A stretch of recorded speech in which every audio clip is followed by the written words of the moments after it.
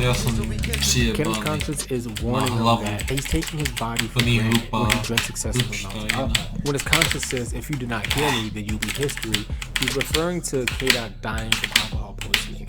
But this warning is ignored when K-Dot shuts his conscience up, saying, this small discourse between K-Dot and his conscience shows how powerful peer pressure is. He knows that if he continues down this road, it'll most likely lead to death. But he still listens to his friends instead. Down this path, K-Dot finds himself overly intoxicated and drowning in the swimming pool of alcohol in the interlude. Alcoholic gaming. Let's go. While drunk, he faintly hears the name of Shireen, symbolizing how he's still under the allure of pleasure, and the last verse of the song can be interpreted as a drunk K-Dot rapping. All I have in life is my new appetite for failure, and I got hunger, pain that grow insane. While drunk K-Dot is relishing his failures rather than looking for solutions to help his situation, saying that he literally has hunger pains for this newfound appetite for failure, he suddenly throws up, releasing all the drugs and alcohol that he's taken throughout the day. Get the window open, now release everything that corrode inside of me. This line is symbolic of the pain and negativity that's been sitting and festering inside of him. When K-Dot blows up, it just makes his friends laugh because they don't think it's doing him any harm, even though he's on the verge of alcohol poisoning. I see you choking while you laugh, don't you feel bad? I probably sleeping, never ever wake up, never ever wake up. Never ever wake up, in God I trust. The last line of the song plays as a double entendre. But just when I thought I had enough. The first being, even after throwing up and having this experience, K-Dot hasn't had enough and he's going to keep drinking. And the second meaning that he's had enough for the day, but shit's about to get worse, leading into the next skit. Homie out over a bitch. Get out, you good, love? K-Dot and his homies, Dave, and Dave's brother, are riding around in the city looking for revenge on the two guys who jumped him. Dave suggests that they should drop K-Dot off at home, but the idea is immediately turned down by Dave's brother. No, we can drop back off. Straight, man, that nigga ain't straight. After Dave's brother turns down the idea, he details the plans to get revenge is just to shoot warning shots so the two guys will run in the opposite direction and get jumped. He's gonna do the same old shit. Gonna pop a few shots. They gonna run out the way for a right and left, and he gonna tear their ass up. Simple as that. And I hope that bitch that set him up out there, he gonna pop that bitch too. They say they're speaking about Shireen, convinced that she set K-Dot up to get jumped. When all of a sudden, wait, hold up, hey, I see something.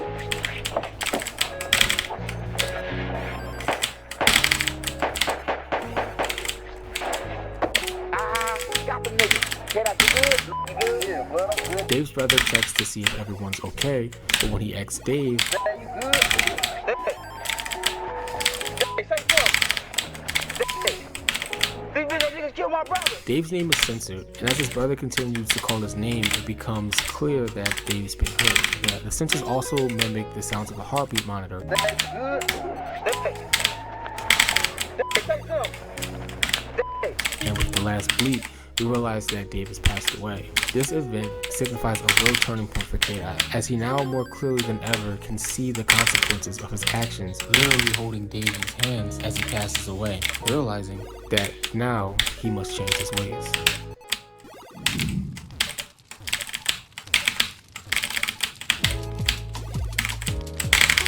Sing About Me, I'm Dying of Thirst is one song but can be split up into two distinct parts.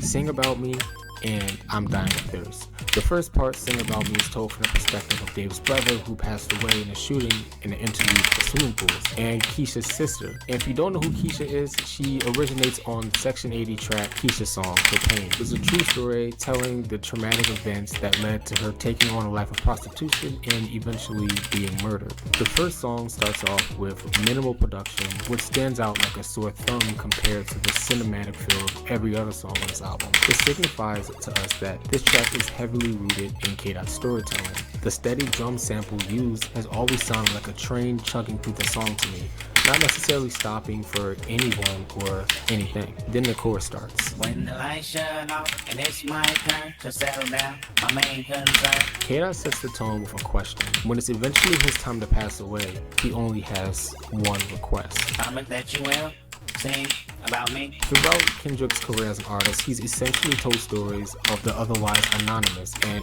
immortalized them rather than these people passing away in vain. K-Dot wonders if someone will do the same for him. He's not worried about how much money or how much fame he'll have, but rather if his legacy will live on through his music. The first verse is a continuation of the interlude at the end of swimming pools, and is told now from the perspective of Dave's brother. Dave has been killed, and now Dave's brother is going to go out for revenge, but before he does, he speaks to K-Dot and tells him how much he appreciated the love that K-Dot had for Dave. I woke up this morning and figured I'd call you in case I'm not here tomorrow. I'm hoping that I can borrow a peace of mind. I'm behind on what's really important. Dave's brother, who I'm gonna just start referring to as DB, is speaking to K-Dot, and when he does, he prefaces what he's about to say with the fact that this might be their last time speaking. When DB says he wants to borrow peace of mind, it's a double entendre. Peace of mind means he's looking for absence of mental stress, and peace of mind referring to borrowing K-Dot's rational decision-making skills. I know exactly what happened. You ran outside when you heard my brother cry for help. Held him like a newborn baby and made him feel like everything was alright in a fight he tried to put up. DB saw everything go down. K-Dot running out of the car in a shootout and holding Dave until he died. But the type of bullet that stuck had went against his will. Last blood spill on your hands. Even though there was nothing he could do to save him, K-Dot made him feel like everything would be alright in his last moments of life. My plan's rather vindictive. Everybody's a victim in my eyes. When I ride, it's a murderous rhythm. DB said this before. His mind is distorted. With the death of his brother, he doesn't care who pays, but as long as somebody pays. A demon glued to my back, whispering, get him, I got him, and I ain't give a fuck. That same mentality I told my brother not to duck. All this negative energy has manifested into a demon on his back. A demonic force telling him to kill with this shoot to kill and I don't give a fuck mentality. He then points out the irony of the situation because this exact same mentality that got Dave killed. DB then reminisces on his childhood and how innocent and carefree he was, wearing dun-dun underwear and pajamas. But growing up in Compton, he feels like there's no hope for him, saying, thunder comes, it rains, cats and dogs dumb. Niggas like me never prosper. Prognosis of a problem child. I'm proud and well devoted. He's saying dumb niggas as in a stupid amount and dumb niggas in the literal sense. He describes how he feels he's literally the prognosis of this, meaning illness of negativity and death was bound to him from the start. And the way these lines are delivered feels like DB is literally hissing at him. The more DB thinks about everything, the angrier he gets. Just because he feels like he's bound for this destiny doesn't mean that he has to be happy with his fate. This Pyru shit been in me forever, so forever I'ma push it wherever, whenever. Gang life is the only thing DB has ever known. Even though he just spoke to K-Dot about his realization with this lifestyle and seeing how it influenced each other, he's still gonna keep gang banging into a thing.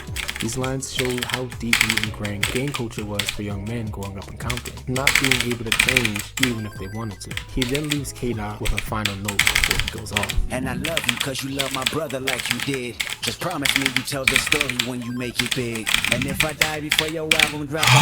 Jo! The sudden Ty vole, PB vole. did die PB vole po so this is K-Dot fulfilling Ty his vole. last wish. It's interesting that PB po roce a půl? at the moment DB speaks of Nice, this ty vole, could PB o answer kolik? K-Dot 31 000 bodů, takže milion 32 000. Ty piče, nice. It's also worth noting that the train-like steady beat continues. Light work, no reaction, ale to jsem úplně nečekal, to teďka jsem úplně hrál, ty byl úplně pochu, úplně ostře, The second verse is from the perspective of Keisha's younger sister, telling K-Dot about